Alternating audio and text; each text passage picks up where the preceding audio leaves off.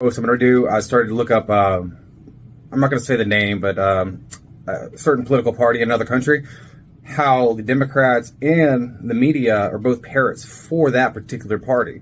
You're also going to notice Obama. This is pretty shocking. I've never seen this video. Watch this video you're about to see and tell me what you think.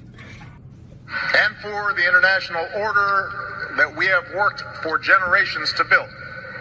Ordinary men and women are too small-minded to govern their own affairs. That order and progress can only come when individuals surrender their rights to an all-powerful sovereign. Here lies the biggest problem. The biggest problem is how the government gets around freedom of speech while censoring you at the same time.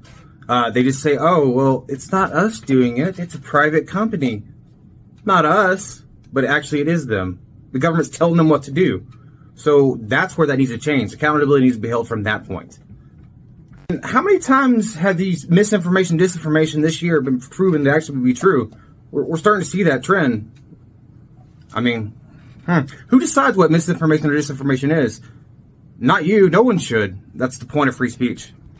And then, speaking of misinformation and the announcement from yesterday, for how long has the administration been spying on people's Facebook profiles looking for vaccine misinformation? Well, that was quite a loaded and inaccurate question, which I would refute. How?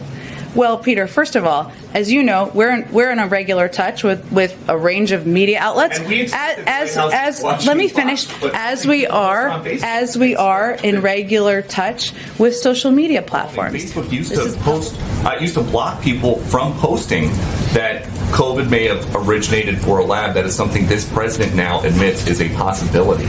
So, is there any concern that things you're trying to block or have taken down might someday turn out to be... We don't take anything down.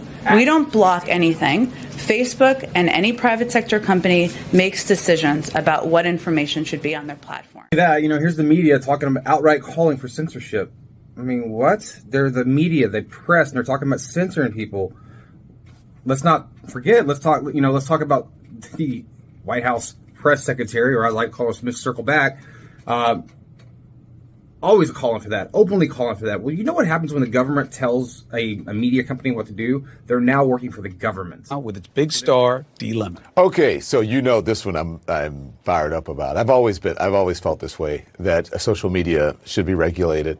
They should follow the same rules that we follow here in legacy media.